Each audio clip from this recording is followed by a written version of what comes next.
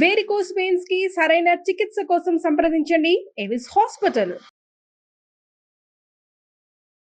ఏదైనా ఒక చిన్న సిరీస్ స్టార్ట్ చేద్దామండి. 2 భాగాలు కథ చెప్తామా? ఓకే. ముగ్గురు పెళ్లి కొడుకులు. ఓ బాగుందండి.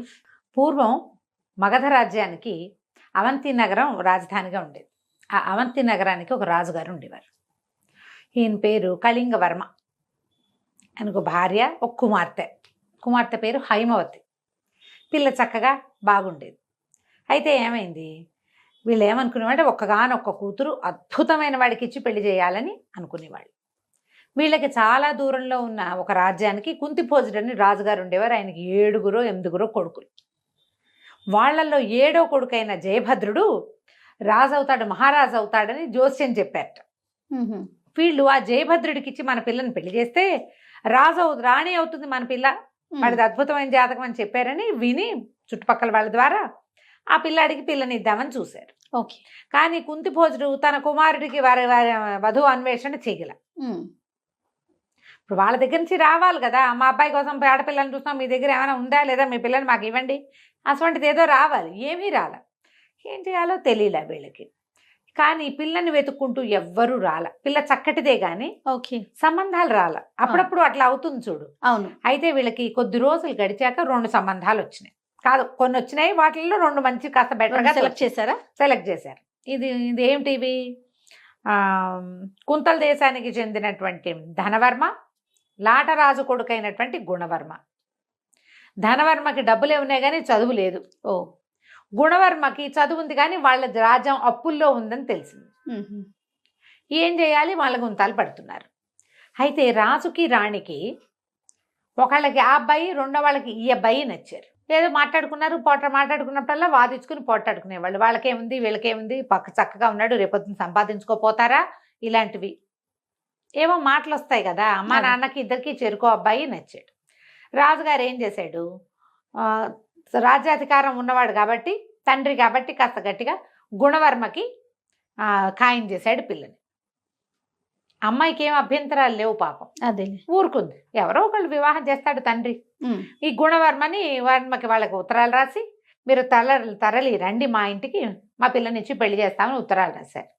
కానీ ఈవిడికి, రాణిగారికి ఏం గుణం కోలా, వాళ్ళ అప్పుల్లో ఉంటేను, ధనవర్మ అయితే వాడి దగ్గర డబ్బులు ఉన్నాయి, చదువుకోపోతే పోయాడు. మన పిల్ల చదువుకుంది కదా, రాజుకు చదువేందుకు, మంత్రులు లేరు, వాళ్ళందరూ ఉంటారు కాబట్టి రాజుకు చదువక్కర్లా అని చెప్పి ఆ ధనవర్మకి రహస్యంగా ఒక దూతను పంపించి, నా భర్త వేరే చోట పిల్లనివ్వాలనుకుంటున్నాడు, నేను మాత్రం మీకు ఇవ్వడానికే డిసైడ్ అయ్యాను, మీరు వచ్చి ఊళ్ళో దిగండి, పిల్లని మీకు అప్పచెప్తాను, వివాహం చేసుకుని తీసుకెళ్ళిపోండి. వివాహం అయ్యాక ఆనాక ఏం చేస్తారు, ఆనకు చేసేదేం లేదు అని ఈవిడ ఉత్తరం రాసి ఒక మనిషినిచ్చి పంపించింది. ఈ ధనవర్మ ఆయనకు పెద్దగా చదువు లేదని కుర్రాడికి ప్రచారంలో ఉంది, వాడికి మంచి సంబంధాలు రావట్లా. ఈ హైమవతి అందగత్తెని, ఈ రాజ్యానికి మంచి పేరుంది, అవంతి నగరానికి చాలా మంచి పేరుంది, అవంతి నగరం కూడా మందే అవుతుందని ఇవన్నీ ఆలోచించుకుని వస్తానని ఉత్తరం రాశాడు. సరే, ఏమైంది, గుణవర్మ దిగాడు. మంది మార్బలంతో రాజుగారు ఏర్పరిచిన పెద్ద విడిదిలో దిగాడు. ధనవర్మ కూడా రాణిగారు రహస్యంగా ఏర్పరిచినటువంటి ఒక మారుమూల భవనంలో సుమారైన మంది మార్బలం వారు పెద్దగానే దిగాడు. ఈ వచ్చిన పెళ్లి చుట్టాల్లో ఈ కొత్తగా వచ్చిన 2వ పెళ్లి చుట్టాలు ఎవరికి అర్థం కాల. ఓకే, గుంపంతా ఒకలాగానే ఉంది. పైగా పెళ్ళిళ్ళు అనేసరికల్లా ఎక్కువగా మగవాళ్ళు వస్తారు. ఈ మగ గుంపులో అందరూ ధనుర్బాణాలును అవి ఇవి కత్తి, వరలో కత్తులు, మీసాలు, పుస్తీలు అవి ధరించిన వాళ్ళే ఉన్నారు, తలపాగాలు. ఈ 2 వేరు గుంపులు వచ్చాయని పెద్దగా జనానికి అర్థం కాల. దిగేశారు. దిగేసిన తర్వాత ఏం చేసింది రాణిగారు, ముందు రోజు పొద్దున పెళ్లి కూతురుని చేశాక సాయంకాలము ఒక దాసి మంచి జమాజట్టిలాగా ఉన్నదాన్ని ఒకదాన్ని ఎంచుకుని, ముసే రాకుమార్తెని పూల పుట్టలో కూర్చోబెడతాము, ఆ బుట్ట నెత్తి మీద ఎక్కించుకుని తీసుకుపో. రాజకుమార్తె కొంచెం 7 మల్లెలు ఎత్తు సుకుమారే. ఆ దాసి పనిచేసేది అది 6 అడుగులు ఉండేది. కొంచెం హఠాకటాగా ఉన్నవాళ్ళు మోసేస్తారు. అక్కడి నుంచి ఏం చేశారు, ఈ రాజకుమార్తెను ఒక బుట్టలో పెట్టి బుట్ట దాసి దాన్ని నెత్తికెక్కించారు. నెత్తికెక్కిస్తే అది మెల్లిగా తీసుకెళ్తోంది. ఈ బుట్ట పెళ్లి వాళ్ళ తాలూకే బుట్టలు, పువ్వుల బుట్టలు అవి వస్తాయి కదా, పట్టించుకోవాలి. ఇంతలో ఏమైంది, అక్కడ ఆ పూట ఒక 2-3 రోజులుగానే వీళ్ళకి ఒక పీలర్ వచ్చింది. ఈ దొంగలు బాగా దోపిడీ దొంగలు తిరుగుతున్నారు ఊళ్ళో అని. ఓహో! ఇప్పుడు పెళ్లి సమూహాలు అవి వచ్చినప్పుడు ఈజీ దొంగతనాలు. ఎవరెవరో తెలీదు. అవునవును. వీళ్ళ మొహాలు వాళ్ళ మొహాలు ఒకళ్ళకొకళ్ళు తెలీదు. దాసదాసి గణం వస్తారు. ఆడవాళ్ళు పెళ్లికి తరలి వచ్చినా కూడా చిన్న సమూహం ఉంటుంది. ఈ సెక్యూరిటీ పెళ్లి వాళ్ళ పేరుతోటి వెళ్ళిపోయి వాళ్ళని బెదిరించి తీసేసుకోవచ్చు. దొంగలు చేరారు ఊళ్ళో. ఈ దాసి బుట్టలు పెట్టుకుని తీసుకెళ్తూ ఎక్కడైతే ధనవర్మ వాళ్ళు దిగి ఉన్నారో ఆ వైపుకి తీసుకెళ్ళటం మొదలుపెట్టింది. ఓకే. ముందుకెళ్ళేసరికల్లా అక్కడేదో చిన్న అగ్ని ప్రమాదం జరిగింది. ఆ రోడ్డులో తాటాకు పందిళ్ళేవో వేసున్నాయి. ఓ పందిరి అంటుకున్న సార్ అంతా హాహాకారాలు, గందరగోళం, అరుపులు, కేకలు. ఎవరెటు వెళ్తున్నారో అర్థం కాలేదు. ఇట్లాగే ఉంటుంది. అవును. పైగాను వీళ్ళు కొత్తగా ఆ ఊరికి వచ్చిన వాళ్ళు కదా, ఈ ధనవర్మ తాలూకు వాళ్ళు. ఇక్కడ పద్ధతులు ఏంటో తెలీదు. ఏ పక్కకైనా వెళ్తే ఏ సందులో మాయమైపోతామో తెలీదు, గుర్తు తెలియదు కదా. అవును. దాంతో కాళ్ళు పడదొక్కుంటూ వాళ్ళంతా హైరాన్గా తిరుగుతుంటే ఈ దాసి దానికి ఏం చేయాలో తెలియక బుట్ట అక్కడ దించేసి పరిగెత్తేసరికల్లా ఈ మొత్తం ఇది అగ్ని అంతా ఆరి కొంచెం కాస్త జనం సర్దుకునే సమయానికి నిజంగానే దొంగలు దిగారు. ఈ దొంగలు దిగి అటు ఇటు చూసి పెళ్లి వాళ్ళ ఇంట్లోకి దూరి, వీడు పెళ్లి వాళ్ళంతా బయటకు వచ్చి నుంచున్నారు. చాలా మంది ఒకళ్ళు ఇద్దరు వెళ్తున్నారు. ఈ లోపలికి వెళ్తున్న దొంగలు చూసి సైనికులు ఉంటున్నారు, వాళ్ళకి తెలియదు. లోపల నుంచి చాలా పట్టుకొచ్చేసారు. ఈ పందిరికి ఎడం వైపుగా పెట్టున్న ఈ బుట్ట చూసి ఏదో తినుబండారాలో పువ్వులో ఏవో ఉండుంటాయి. ఈ బుట్ట కూడా లేవ తీసుకుని గుర్రం మీద పెట్టు తీసుకుపోయారు. అంతే కదా, వెళ్ళిపోయింది. రాణిగారు ఏమనుకుంటోంది, తెల్లవారుజామున ధనవర్మతో అమ్మాయికి వివాహం అయిపోయింది అనుకుంటుంది. వీళ్ళు తెల్లవారుధామ దాకా చూసి పిల్ల రాలేదు, ఏం చేయాలి, ఇంత దూరం అనవసరంగా వచ్చామని ధూమ్ధామ్ అనుకుంటున్నాడు ధనవర్మ. రాజుగారేమో తెల్లారి మామూలుగా పెళ్ళి అవుతుంది అనుకున్నాడు. తెల్లవారు చూస్తే రాకుమార్తె కనపట్టలేదు. అంతా వెతికారు. భార్య ఏదైనా చేసిందని ఆయన అనుకోలే. వెతుక్కున్నారు. రాత్రి దొంగలు పడ్డారు. అదైంది ఇదైంది ఏవో మాట్లాడారు. ఇంతలో ఏమైంది, ధనవర్మ దగ్గర నుంచి ఓ ఇద్దరు దాసీలు వచ్చి వివాహం సుసంపన్నం కాలేదండి, ఎందుకంటే రాజకుమార్తె రాలేదు. ఈవిడ కంగారు పడింది. ఇప్పుడు ఏమైపోయింది, ఆ దాసిని పట్టుకున్నారు. అది ఇంటికి వెళ్ళిపోయింది. దాని దారిన దాసిని పట్టుకొచ్చేసరికల్లా నాకేం తెలుసండి, మీరు ఇచ్చిన బుట్ట నేను అందులో రాజకుమార్తె ఉందని దానికి తెలియదు. బుట్ట నేను అక్కడ వెళ్ళిపోయాను. పెళ్లి వాళ్ళ ఇంట్లో దింపిరమ్మన్నారు. అక్కడేమో అగ్ని ప్రమాదము, ఇదంతా గందరగోళంగా ఉన్నారు. వాళ్ళకి పంపించాల్సిన బుట్ట వాకిట్లో ఉంటే వాళ్ళు లోపల పెట్టుకోరు, మరి పెట్టుకుంటారు. అందుకని నేను అక్కడ పెట్టేసి ఏదో పిల్ల ఏమైపోయింది. అక్కడి నుంచి 5-6 సైనికుల్ని, ఒరే బాబు ఇట్లా బుట్టలో పెట్టాను రా, వెతకంటారా అంటే వెతికినా ఏం లేదు, ఎక్కడా లేదు. ఇక చేసేదేం లేదు. వీళ్ళు ఏం చేశారు, ఈ దొంగలు బుట్టలతో మొత్తం సామాన్లన్నీ పట్టుకెళ్ళిపోయారు. పెళ్లి వాళ్ళు లూటీ అయిపోయారు. ఇంత పని చేసావని ధనవర్మ పిచ్చి కోపంలో ఉన్నాడు. మెల్లిగా మాటలు అటు ఇటు మారి ఇక్కడ ఇంకో పెళ్లి కొడుకున్నాడని, పెళ్లి కొడుకు దగ్గరికే పిల్లని పంపారని ఇది తెలిసిపోయింది. ఈ రోడ్డు మీదకి వెళ్ళిపోయిన గుర్రాలు సామాను దొంగలు వీళ్ళని పట్టుకుపోయారు కదా, వాళ్ళు ఎక్కడో అడవిలోకి తీసుకుపోయారు. తీసుకెళ్ళి ఆ సామాన్లన్నీ పంచుకున్నారు. ఏమేమి ఉన్నాయి, అవి ఉన్నాయని. ఎప్పుడైతే ఈ బుట్ట గుర్రం మీద పెట్టారో దాన్ని పువ్వుల బుట్టగా నమ్మారు వాళ్ళు. ఓకే. లేదా తినుబండారాలు, అందులో పంచుకునేందుకు ఏముంది, ఆ బుట్టను వదిలేశారు. వీళ్ళంతా కూర్చుని పంచుకుంటుండగా ఇంతలో పులి గాండ్రింపు వినపడింది. వినపడేసరికల్లా వీళ్ళు బెదర్లా దొంగలు. వాళ్ళు ఏమనుకున్నారంటే ఇంతమందిని చూస్తే పులి రాదు, ఎక్కడో గాండ్రిస్తుంది అంటారు. కానీ గాండ్రింపు విన్నవి ఈ గుర్రం ఒంటరిగా నిలబడింది. అది సామాన్లు కూడా ఉన్నాయి పైన. బెదిరి పరిగెత్తి ఎక్కడ పరిగెత్తుందో, ఎట పడితే అట్ట పరిగెత్తేసేసి ఎక్కడో తన మీద ఉన్న ఆ బుట్టని వదిలేసింది. అది ఆ బుట్ట కాస్త పడిపోయింది. పక్కకు పడంగానే ఈ అమ్మాయి లేచి కూర్చుంది. అందులో ఇచ్చి రాత్రి కొంత మటుకు వచ్చింది. అక్కడ మెలకుగానే ఉంది. తల్లి కూర్చోబెట్టింది. తెల్లవార్లు ఎక్కడికో వదిలే గుర్రం మీద ఇట్లా కదులుతుంటే నిద్ర రాదు, కూర్చుని నిద్రపోయింది. ఇప్పుడు మేలుకు వచ్చింది. తల కింద టాప్మని తగిలేసరికి లేచి చూసుకుంటే నట్ట అడవిలో. ఏం చేయాలో తెలియలే. ఇంతలో ఏమైంది, ఈ పులి భయానికి పరిగెత్తింది కదా, ఆ పక్క నుంచి సడన్గా అడవంతా నిశ్శబ్దంగా అయిపోయింది. పులి వస్తోంది. బెదిరి బిక్క చచ్చి నుంచి ఒక ఆటవికుడొకడు ఆ పక్క నుంచి వస్తూ, పులి కోసమే వస్తున్నాడో వాడు లేడి కోసం వస్తున్నాడో, 2 బాణాలు వేసి పులిని బెదిరించాడు. పులి కాస్త పారిపోయింది. అతని దగ్గరకు వచ్చి ఎవరమ్మాయి నువ్వు ఏమిటి అని అడిగాడు. అడిగితే అమ్మాయి బెబ్బా మమ్మే అంది. తనకి తెలీదు ఏం జరిగిందో. ఏదో పిల్ల ఏమో పెళ్లి కూతురు వేషం, నిన్న పొద్దున పెళ్లి కూతురుని చేశారు కదా. సరే రామ్మా మా ఇంటికి వెళ్దాం, రేపు పొద్దున్నే చూద్దు కానీ ఎక్కడికి వెళ్ళాలో చూద్దు కానీ అని ఆ పిల్లని వెంబడబెట్టు తీసుకెళ్ళాడు. ఈ ఆటవికుడి పెళ్ళాము మామూలుది కాదు, తాటకి అది. ఆ వెనకాల వచ్చిన పెళ్లి కూతురుని చూడగానే అవురవురా నువ్వు అడవికి వెళ్ళి నువ్వేదో తెస్తావనుకుంటే పెళ్లి కూతురుని వెంబడి పెట్టుకొచ్చావా? తిండి తిప్పలు ఏమైనా తెచ్చుకురావద్దు, నీకు లేదు కుందేలు లేదు, ఈ పిల్లని ఎక్కడి నుంచి తెచ్చావు, దీనికోసమే నువ్వు అడవిలోకి వెళ్ళావంటే కాదే అని వాడిని ఎత్తి మొత్తుకున్నా అది వినలా. తెల్లగా తెల్లారిపోయింది.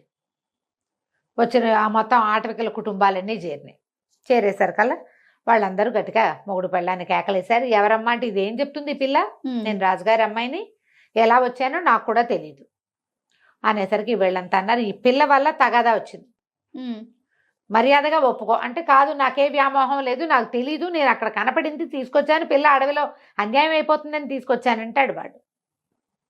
బావిలో దింపేయాలి ఈ పిల్లని పెట్టారు. అయ్యో బావిలో తోసేస్తాం అంతే. ఇంకా అయ్యో పాపం అంటున్నాడు ఇతను. నువ్వు అయ్యో పాపం అన్నా అంటే నువ్వు వ్యామోహంతో తెచ్చానని ఒప్పుకో అనేసరికి కాదన్నాడు. అయితే సరే పిల్లని నూతిలో దోసేస్తే గొడవ వదిలిపోతుంది అని చెప్పి ఆ పెళ్లి కూతురుగా ఉన్న ఈ పిల్లని వెంబడ పెట్టుకుని అడవిలో ఒక పాడుబడిన నూతిలో తోసేశారు. ఆటవికులు కదా, దేంతో గొడవ వస్తే దాన్ని దోసేయాలంతే మరి లెక్క.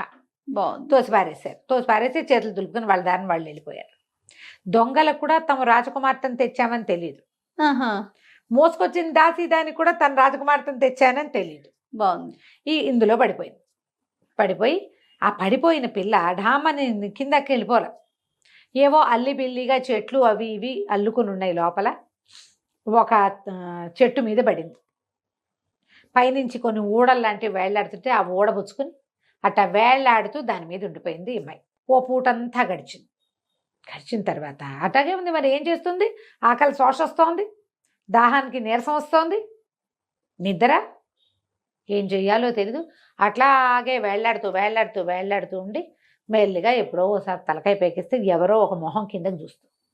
నూతులోకి చూస్తున్నారు ఎవరో, కేకలు పెట్టింది రక్షించండి అంటే. ఈసారి మళ్ళీ ఆటవికలు వచ్చి పైనుంచి ఇది ఇంకా చావలేదని 4 రాళ్ళు పైనుంచి పడేస్తే ఏమవ్వాలి? కానీ వచ్చింది ఆటవికుడు కాదు, వీడొక రాజకుమారుడు. ఓహో. అతను ఏం చేశాడు, గుర్రం ఏదో వేసుకొచ్చాడు, గుర్రపు కళ్ళేలకున్న తాడి వేసి ఆ పిల్లని పైకి లాగి కూర్చోబెట్టి ఎవరమ్మాయి ఏంటంటే వలవల పెళ్లి కూతురు వేషం, మొహం అంతా జుట్టు గిట్టు అంతా పోయి కాళ్ళ కాటికి అదంతా కరిగిపోయి లోపలికి పడేసరికి చిన్న పొన్న దెబ్బలు కూడా తగిలినాయి. ఆ అమ్మాయి ఏం చెప్పిందంటే నేనేమో రాజుగారి అమ్మాయిని, మరి నిన్న నాకు పెళ్ళి, మా నాన్నేమో ఒక పెళ్లి కొడుకుని తెచ్చాడు, మా అమ్మ ఇంకో పెళ్లి కొడుకుని తీసుకొచ్చింది, వీళ్ళిద్దరూ కాదు 3వ పెళ్లి కొడుకు ఎవరో ఉన్నారు, ఆయన ఎవరో నాకు తెలీదు, నా పరిస్థితి ఏమో ఇలా అయింది, నేను ఇక్కడ పడిపోయాను, ఆటవికులేమో నన్ను ఇక్కడికి దోసేశారు అనేసరికల్లా అతను అన్నాడు నువ్వెవరు అని అడిగింది. నా పేరు జయభద్రుడు అని చెప్పాడు. కుంతిభోజర మహారాజు కుమారుణ్ణి, నేను అడవిలోకి వచ్చాను, దారి తప్పిపోయా, మా సమూహం అంతా ఎటో వెళ్ళింది, మంచినీళ్ళు తాగుదామని నువ్వు దగ్గరకు వచ్చాను, నేను వంగి చూశాక నాకు అర్థమైంది ఇది పాడుబడి నుయ్యి, ఇందులో నీళ్లు లేవు, పెద్దగా ఏం లేవని. సరే నేను నీకు సహాయం చేస్తాను, పద మనం మీ ఊరు వెళ్దామన్నాడు. సరే వాళ్ళ ఊరు వెళ్ళడానికి బయలుదేరారు. తర్వాత ఏమైందో మనం వచ్చే భాగంలో తెలుసుకుందాం. తప్పకుండా రమ్మ గారు. నమస్తే. నమస్తే జయ.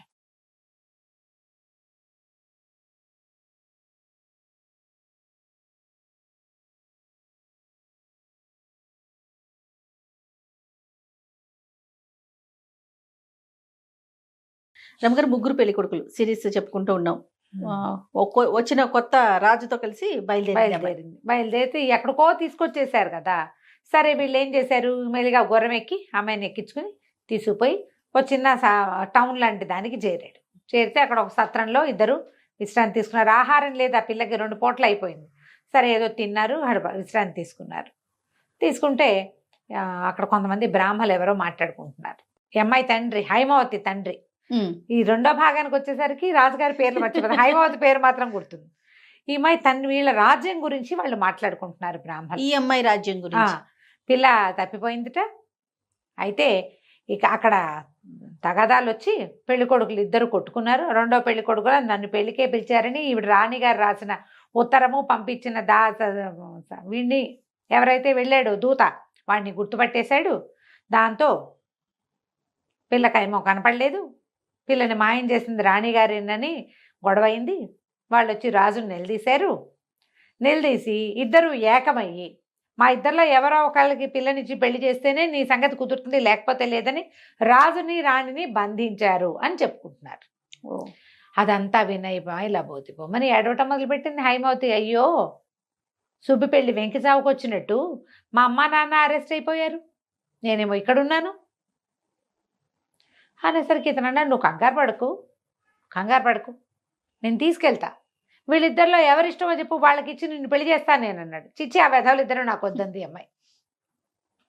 ఇద్దరు వద్దు, నాకు ఇద్దరు అక్కర్లేదు, కానీ ఎవరు కావాలో అమ్మాయి ఏం చెప్పాలా అతనికి. అదేలే నాకు అక్కర్లేదు వాళ్ళని. సరే బయలుదేరి వెళ్దాం అనుకున్నారు. ఈ వెళ్ళే దారి వీళ్ళు ఎక్కడికో తెల్లవార్లు ప్రయాణం చేసి తీసుకొచ్చేశారు.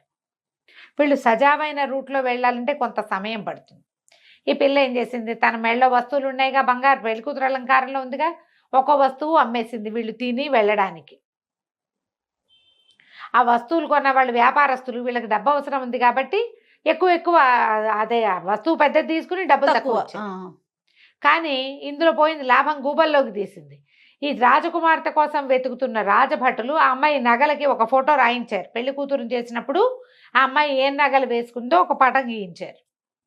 రాజకుమార్తె పటము ఉంది, ఆమె ధరించిన నగల పటాలు ఉన్నాయి. మరి గుర్తు తెలియద్దు. అదేలే. మరి ధనవర్మ గుణవర్మ దగ్గర 2 కాపీలు ఉన్నాయి. ఈ పటం గుర్తు పట్టుకున్నటువంటి రాజభటులు రాజకుమార్తె నగలు కొన్న వాళ్ళని పట్టుకుని వాళ్ళని ఈడ్చుకుపోయారు. నువ్వు నగలు కొన్నావు అంటే నీకు తెలుసు, వాళ్ళకి జనరల్గా అంతే కదా, దొంగ నగలు పట్టుబడితే ఇక అట్లాగే అడుగుతారు. వాళ్ళని తీసుకుపోయారు. వీళ్ళు ఇదంతా తిరిగి మెల్లిగా తమ ఊరు చేరారు. ఊరు చేరితే ఈ అబ్బాయి ఏం చేశాడు, మనం డైరెక్ట్గా వెళ్ళొద్దు, దీనికి ఒక మార్గం ఆలోచిద్దాం అని చెప్పి ఒక ఇల్లు అద్దెకి తీసుకుని రాజకుమార్తెని మామూలు వేషంతో అందులో ప్రవేశపెట్టాడు. ప్రవేశపెట్టి ధనవర్మ గుణవర్మ ఇద్దరు ఇప్పుడు రాజులుగా ఉన్నారు, అంటే రాజ్యం వాళ్ళ చేతిలో ఉంది. అక్కడికి వెళ్ళి ఇద్దరితోటి ఫ్రెండ్షిప్ చేశాడు. ఇంచుమించు ముగ్గురు ఒకే రకమైన వయసు ఉన్న వాళ్ళు, ఇంచుమించుగా బోల్డ్ అంతా ఫ్రెండ్షిప్ చేశాడు. పాచికలాడటము, నా గుర్రం తోలటము, చదవచ్చు ఇదొచ్చు ఉన్నాయి కదా. పైగా నేను రాజకుమారుడు, ఎవరైనా మన రాజకుమారుడు మనలాంటి వాడే ఇంకొకటి అనేసరికి కొంచెం ఆసక్తి, ఇంట్రెస్ట్. ఈ కత్తి యుద్ధాల్లో వాటిలలో ఆసక్తి, తర్వాత ఏమో ఈ చెస్ ఆడటము, చక్కగా అలంకరించుకోవటము, తెలివిగల మాటలు మాట్లాడటంతో ఇద్దరితోటి ఫ్రెండ్షిప్ చేశాడు. ఫ్రెండ్షిప్ చేసి బాగా వాళ్ళ తాలూకు నమ్మకాన్ని చూరగొన్నాడు అనమాట. ఇతను లైన్లో పెట్టాడు. పెట్టిన తర్వాత ఆ మాట ఈ మాట మాట్లాడుతూ నీకు ఈ రాజకుమార్తెను పెళ్లి చేసుకోవాలనుందా అని కనుక్కున్నాడు. ఎందుకు లేదు, రాజకుమార్తెను పెళ్లి చేసుకుంటే రాజ్యం మనది. ధనవర్మకి రాజ్యం అప్పుల పాలైపోయి ఉన్నాడు, అతనికి ఎలాగైనా పెళ్లి కూతురు కావాలి, ఎలాగైనా సరే. రాజకుమార్తెను చేసుకుంటే ఏమవుతుంది, ఒక్కతే పిల్ల, రాజ్యం మందవుతుంది అంతేగా. పోనీ రేపొద్దున వాళ్ళకు ఒక కొడుకు పుట్టాడు అనుకో లేట్ వయసులో, అప్పుడు కూడా అర్ధరాజ్యం పిల్లకి ఇస్తారా, మనం మందే పెత్తనం. రాజశాలకుడు రాజుగారి అల్లుడు, రాజుగారి జామాతదే పెత్తనము, అలాగే కదా జరుగుతుంది. అందుకని అతను గుణవర్మ అంటాడు, మంది మార్బలంతో సహా తరలిచ్చాను నేను, అక్కడ అందరికీ చెప్పుకున్నాము మహాద్భుత సౌందర్యవతిని వివాహం చేసుకొస్తానని. సౌందర్యము లేదు, వివాహము లేదు, ఇలా వెళ్తే అక్కడ పరువు పోదు, మరి పరువు పోతుంది. అతనికేమి ఈ రాజ్యం మీద ఆసక్తి లేదు, అతనికి అందగత్తైన పెళ్లి కూతురు మీద ఉంది. ఎవడికి కావాల్సింది వాడు చూస్తాడు చూడు. అక్కడి వీళ్ళిద్దరితో మాట్లాడి ఏమన్నాడంటే, నాకు 1,000 రూపాయలు ఇస్తే గుణవర్మతో దగ్గరికి, గుణవర్మ దగ్గర డబ్బులు ఉన్నాయి కదా, ధనవర్మ దగ్గర డబ్బులు ఉన్నాయి చాలా. అతని దగ్గరికి వెళ్ళి ఏం చెప్పాడంటే, మీరు నాకు ఒక 2,000 రూపాయలు ఇచ్చారంటే మీకు ఒక నిజం చెప్తా అనేసరికి, ఎంత కావాలని ఎంత ఇస్తాను, 1,000 కాదు 2,000 ఇస్తాను, నిజం చెప్పన్నాడు. మీరు తెలియదు కానీ ఈ రెండో వాడు ఉన్నాడే మిమ్మల్ని మోసం చేస్తున్నాడు, వాడికి ఆల్రెడీ పిల్ల దొరికేసింది, పెళ్లి కూతురు. ఆమెను ఒక భవనంలో ఉంచాడు. ఆవిడ ఒక భవనంలో ఉంది. మీ అడ్డు తీరిపోయాక ఆమెను పెళ్లి చేసుకుని రాజాన్ని కొట్టేస్తాడు అనేసరికి ఆయన గుళ్ళు మండిపోయింది. వాడికి అవురవురా ఇంత పని చేస్తాడా, 1,000 కాదు 2,000 ఇస్తా. ఆ రాజకుమార్తె ఎక్కడుందో చూపించు, నిరూపించాలిగా, ఊరికే అనకూడదు మనం, రాజకుమార్తె నిరూపించాలి. ఇతనేం చేశాడు జయభద్రుడు రెండో వాడి దగ్గరికి వెళ్ళాడు. రెండో పెళ్లి కొడుకు ధనవర్మ దగ్గరికి వెళ్ళి, మీ గుణవర్మ చాలా మోసం చేస్తున్నాడండి మిమ్మల్ని, ఎప్పుడూ దొరికేసింది రాజకుమార్తె, ఆ పూట పొరపాటున ఆ బుట్ట పువ్వుల బుట్ట ఎక్కడికో వెళ్ళిపోయింది, ఆ ఇంట్లో వాళ్ళు ఆయనే అసలు పెళ్లి కొడుకని ఆయనకు అప్పచెప్పారు, తెలిస్తే మీరు గొడవకు దిగుతారని పిల్లని ఇంకో చోట దాచిపెట్టాడు, ఒక మేడలో దాచారు అని చెప్పాడు. చెప్పేశారు కల్లా అవురా వీడు ఇంత పని చేస్తాడా, ముందు రాజకుమార్తెని సాక్ష్యం చూపించు నాకు. వీళ్ళిద్దరి దగ్గర చెరుకోపాఠము ఉంది. వీళ్ళు అమ్మాయిని చూడలా, ఫోటోవే చూశారు, ఫోటో కూడా కాదు చేత్తో గీసి చిత్రపటం. సరే ఈ ఇతను ఏం చేశాడు మన జయభద్రుడు, అప్పటిదాకా రాజకుమార్తెను ఉంచిన ఇల్లు మార్చి ఒక బ్రహ్మాండమైన ఇల్లు అద్దెకి తీసుకున్నాడు. చూపిస్తాను అన్నాడు, సాక్ష్యంతో సహా నిరూపించాలిగా. అనగానే పరిగెత్తుకుంటూ వెళ్ళిపోవు, దానికి కొంచెం ఏర్పాట్లు కావాలి. అంతేలే. ఏం చేశాడు, ఒక మధ్య నడవ, అటుపక్క కొన్ని గదులు ఇటుపక్క కొన్ని గదులు ఉండేలాగా ఏర్పరిచాడు. ఆ గదిలో ఎవడైనా మెసిలితే ఎదురుగుండా ఉన్న వాడికి కిటికీలోంచి చూసి తెలుసుకునేటట్టుగా. మనం చూస్తాం చూడు, మధ్యలో పెద్ద హాల్ ఉండి అటు ఇటు రూమ్స్ ఉన్న ఇళ్ళు కనపడుతుంటాయి. ప్లాన్డ్గా అలాంటి ఇల్లు తీసుకున్నాడు. ఈ నడవాని ఆనుకుని వెనక్కి ఒక మధ్యలో హాల్కి వెనక్కి ఒక గది. రాజకుమార్తెని సింపుల్గా అలంకారం చేసుకోమ్మా, నువ్వు వీణ వాయిస్తూ అక్కడ కూర్చో, రాత్రి తొందరగా పడుకోబోక, మామూలుగా 9 నిద్రపోతుంది, పడుకోవద్దు, లేట్ నైట్ వీణ వాయించుకుంటూ ఉండు, అక్కడే కూర్చో ఓహో అని చెప్పాడు.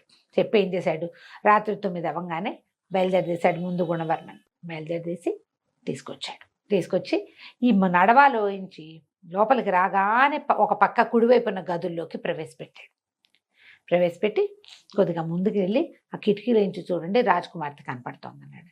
వీణ వాయించుకుంటూ కూర్చున్న రాకుమార్తెను చూసేసరికి గుణవర్మ నిర్కాంతపోయాడు. అవురవురా హైమవతి, ఇంత సౌందర్యం మామూలు వాళ్లలో ఎట్టా ఉంటుంది, పైగా వీణ వాయించేస్తోంది, అమ్మాయి బాగా చదువుకుంది, వీణ వాయిస్తుందని తెలిసిందే. పటాన్ని దావిడిని పోల్చి చూస్తే ఆమెనని తెలిసింది. సరే మరి ధనవర్మ ఏంటంటే మీరు ఇక్కడే ఉండండి, నేను చూపిస్తాను మీకు అని చెప్పి మీ గదిలో వదిలేసి పరిగెత్తుకుంటూ వెళ్ళి ధనవర్మని వెంట పెట్టుకొచ్చాడు. ఓకే, వెంట పెట్టుకొచ్చి ఎడం వైపు ఉన్న గదుల్లోకి ప్రవేశపెట్టాడు. ఈ ఎడం వైపు గదిలో ఉంచి ఆ రాజకుమార్తెను చూశాడు. అతనికి రాజకుమార్తె అవునో కాదో కూడా అక్కర్లా, ముందు అవును అనుకోవాలి అంతే. మనం చూసేసరికల్లా మరి వాడేటంటే అదిగో ఎదురుగుండా గదుల్లో తిరుగుతున్నాడు చూడమన్నాడు.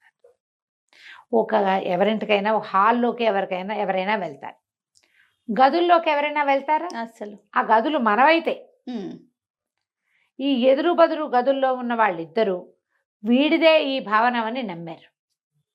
పైగాను ఒక గ్రడ్జ్ ఉంటుంది, నాతో పాటు వీడు కూడా పోటీదారు అనగానే పైకి స్నేహంగా మాట్లాడినా లోపల ఒక ఫీలింగ్ ఉంటుంది కదా. తెల్లవారేసరికి కామ్గా ఇద్దరు ఎవరి దారిన వాళ్ళు బయటికి వెళ్ళిపోయారు. అది నడవాలోకి రాకుండా వెళ్ళిపోయే మార్గాలు ఉన్నాయి దానికి. అట్నుంచి అతన్ని పంపేశాడు, ఇట్నుంచి ఇతన్ని పంపించేశాడు. ధనవర్మ గుణవర్మ ఇద్దరు గదుల నుంచి బయటికి వెళ్ళిపోయారు. రాత్రంతా ఆలోచించుకున్నారు ఎట్లా వీడిని చేయటం. మర్నాడు పొద్దున సభకి రోజు వస్తున్నారు వాళ్ళు. రాజకుమార్తె దొరికిందా, ఎవరు దొరికారు, ఏం దొరికారు అంటే వ్యాపారస్తుల్ని ప్రవేశపెట్టారు. బంగారం అమ్మారు. బంగారం అమ్మినప్పుడు ఆమెతోటి ఎవరున్నారు, ఎవరో ఒక యువకుడు ఉన్నాడు. వీళ్ళిద్దరికి ఏమనిపించింది, వీడేనేమో అనిపించింది ఎవరికి వారికి. కానీ నువ్వేనా అని అడగరు కదా. ఇవి ఓపెన్గా మాట్లాడుకుంటే ఒక రకంగా ఉంటాయి, నాలో నేను మాట్లాడుకుంటే ఇంకో రకంగా ఉంటాయి. అదే కదా. ఒకళ్ళొకళ్ళు చూసుకున్నారు. ఒక స్ఫురద్రూపి యువకుడు ఉన్నాడు, గుర్రం వేసుకున్నాడు. ఆ అమ్మాయి అతనితో పాటు గుర్రం ఎక్కిందంటే వీడితోటేని ఒకళ్ళనొకళ్ళు తిట్టుకున్నారు లోపల. అక్కడి నుంచి సరే రాజకుమార్తె ఎక్కడైనా వెతికి పట్టుకుంటాము, ఆమెను వివాహం ఆడి తీరుతాము, మా ఇద్దరిలో ఎవరిని వివాహం చేసుకోవాలో ఆవిడదే అవకాశం అని ఘోషణగా చెప్పారు. చెప్పిన తర్వాత మేమిద్దరం మిత్రులుగా ఉంటామని ఒకళ్ళనొకళ్ళు కావలించుకుని బాకులతో ఒకళ్ళనొకళ్ళు పొడి చేసుకున్నారు ఇద్దరు. వాడిని పొడి చేద్దామని వీడు అనుకున్నాడు, వీడిని పొడి చేద్దామని వాడు అనుకున్నాడు. కావలించుకున్నారు. లోపల నుంచి కైజారు తీసి వాడు ఆ పక్కన వీడి పక్కన పొడుచుకున్నారు. కెవ్వుమని అంతా నెత్తురు కేకలు. ఇంకేముంది, ఆ రాజభట్లు వాళ్ళు వీళ్ళు అధికారులు అందరు లేచి వచ్చి చూస్తారు కదా, ఇద్దరు కిడ్నీలో దగ్గర పొడి చేసుకున్నారు, బతికే అవకాశం లేదు. అక్కడి నుంచి లవో దీపమని వాళ్ళ సైనికులు వీళ్ళ సైనికులు ఇదేమిటి ఇట్లా అయిందని ఈ స్పృహ లేని రాజకుమారులను మోసుకుపోయారు. ఇప్పుడు దెబ్బలు తగలంగానే ఈ ఊళ్ళో పెట్టి వీళ్ళకి ఏం చేయించకూడదు, వాళ్ళ నాన్నల దగ్గరికి తీసుకుపోవాలి. ఈ లోపల ఉంటే పోతారు, పోతారు, ఉంటారు, లేకపోతే లేదు, అంతే ఇంకా కదా. అంతే కదా. అక్కడి నుంచి రథాల మీద వేసుకుని వాళ్ళంతా గుంపంతా పోయారు బయటికి, మొత్తం అంతా వెళ్ళిపోయారు. మధ్యాహ్నం అయ్యేసరికి రాజ్యం ఖాళీ అయిపోయింది. మరి మరణించిన రాకుమారుని పెట్టుకుని వాళ్ళు ఏం చేస్తారు? ఎప్పుడైతే హెడ్ పోయాడో సైనికులకు ఇంకా దిశానిర్దేశం చేసేవాడు ఎవడు ఉండడు. ఎవరిష్టం వల్ల వెళ్ళిపోవటం, వెనక్కి వెళ్ళిపోవాలి వాళ్ళు. అదేలే. నీకు యుద్ధాల్లో కూడా అవునవును. రాజు ఎవరైతే సైన్యాధ్యక్షుడు ఉన్నాడో వాడు పడిపోయాడంటే సైన్యానికి ఫోకస్ పోతుంది. అవును. లొంగిపోతారు, వెంటనే లొంగిపోతారు. వాళ్ళ పద్ధతి అది, వాళ్ళకి అది నేర్పిస్తారు. వీళ్ళు ఏం చేశారు? పొలవమంటూ ఎవడు రాజకుమారిని వాళ్ళని రథాల మీద వేసుకుని ఎవడి గుంపు పడిది చిన్న గుంపు, వీడిది ఒక్క రవ్వ పెద్ద గుంపు, అంతే. 2 గుంపులు మధ్యాహ్నానికి ఖాళీ అయిపోయేసరికల్లా ఈ అమ్మాయిని రాజ్యసభలో ప్రవేశపెట్టాడు జయభద్రుడు. అందరూ ఆశ్చర్యపోయారు. వెంటనే అమ్మాయి వెళ్ళి ఆ సైనికులకి, సైన్యాధ్యక్షుడికి అందరికీ ఆర్డర్ చేసిన మామని నాన్నని విడిపించండి. సైన్యాధ్యక్షుడు పరిగెత్తుకుంటూ వెళ్ళాడు, మంత్రి గారు పరిగెత్తుకుంటూ వచ్చాడు. వాళ్ళిద్దరిని విడిపించి తీసుకొచ్చారు. తల్లి పిల్ల కావలించుకున్నారు. జనం అంతా ఆనందోద్రేకంతో, పోన్లే రాకుమార్తె తప్పిపోయింది, కొంపనిపోయింది అనుకున్నాం, వెనక్కి తిరిగి వచ్చింది. ఎలా వచ్చావు, ఏమిటి, ఎలా వచ్చావు అంటే జయభద్రుడి వల్ల వచ్చారు. ఓకే. వాళ్ళు ఆశ్చర్యపోయారు. తప్పిపోయిన పెళ్లి కొడుకు, 3 పెళ్లి కొడుకులను చూస్తే వాళ్ళిద్దరూ అలా పోతే ఈ అబ్బాయి తీసుకొచ్చాడే. అప్పుడు వీళ్ళకి రాజకుమారులు ఇద్దరు ఇలా అయ్యారు. మరి మీరు ఎవరికి కావాలంటే వాళ్ళకి వివాహం చేసుకోండి మీ అమ్మాయిని, ఆమెకు సహాయం చేయడానికి తీసుకొచ్చాను అన్నాడు. బాబు నీకే కాళ్ళగడికి కన్యాదానం చేస్తామన్నారు వాళ్ళు. ఈ అమ్మాయి ఏమో నేను నిన్ను పెళ్లి చేసుకుంటానంటే.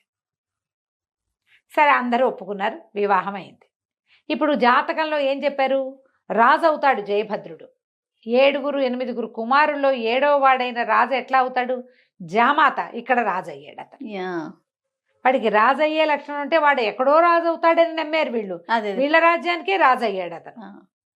హైమావతిని వివాహం చేసుకుని జయభద్రుడు ఈ రాజ్యానికే రాజు అయ్యాడు. దీనికే రాజై తర్వాత ఇంకా చుట్టుపక్కల దేశాలు చాలా జయించి ఎంతో పేరు తెచ్చుకున్నాడు. ఇలా పెళ్లి కొడుకుల్ని మార్చుకుని చాలా కాలం 3 పెళ్లి కొడుకులు వచ్చారు రాకుమార్తె, కానీ కథలుగా చెప్పుకుంటూ ఉండేవాళ్ళు కథ కంచికి మనం ఇంటికి. బాగుందండి. నమస్తే. నమస్తే జయ.